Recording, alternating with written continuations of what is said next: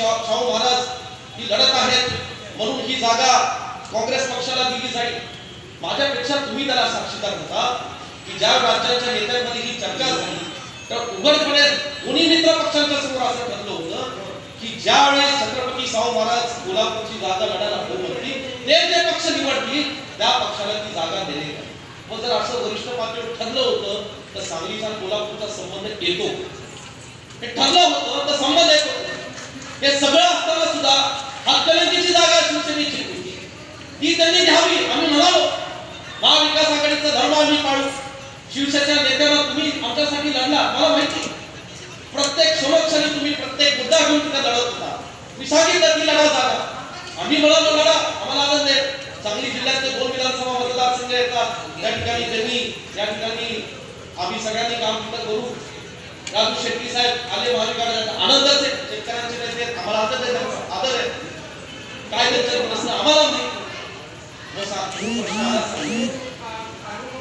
सांगलीची नैसर्गिक परिस्थिती 2 काँग्रेसचे आमदार 1 शरद पवार साहेबांच्या गटाचे आमदार आम्ही सांगतोय की ते संघटन काँग्रेस पक्षाचं सहकारी संस्थांमध्ये काँग्रेस पक्षाचे कार्यकर्ते हे सगळं आम्ही सांगत बसलो आहोत. तुम्ही लढत होता परंतु काय झालं एक आमचा एक तरुण कार्यकर्ता कुस्तीगीर पैलवान आहे त्याला प्रवेश केला. त्या प्रवेशाच्या वेळेस आम्ही तुम्हाला भेटत गेलो सांगत गेलो आम्हाला काहीतरी थोडी काळजी वाटायला लागली काहीतरी चुकीचं घडेल असं वाटायला लागलं.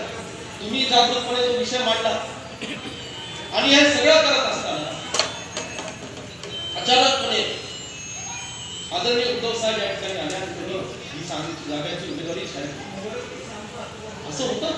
लोकशाहीमध्ये असं होतं. निवडणुकीच्या पार्श्वभूमीवर आज या जिल्ह्यामध्ये जर आम्ही काँग्रेस पक्षाचे आमदार कार्यकर्ते असेल तर किमान आम्हाला विचारायचं तरी की काय करायचं. एक तर जागा देणं चुकीचं होतं हे आमचं ठाम मत आहे आणि या मताची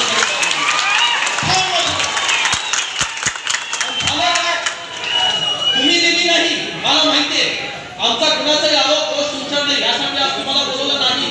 तुम्ही गैरसमज करून करू नका. काँग्रेसच्या जिल्ह्याच्या कार्यकर्त्यांच्या समोर हा काय आम्हाला उद्या पाडतो का तुम्ही केलं ते केलं मला माहितीये.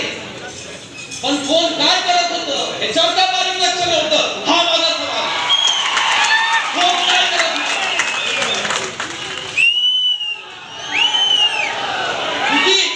या आमच्या जिल्ह्याच्या राजकारणामध्ये साहेब आज मी बोलतो उघडपणे आमच्या सांगली जिल्ह्याच्या राजकारणामध्ये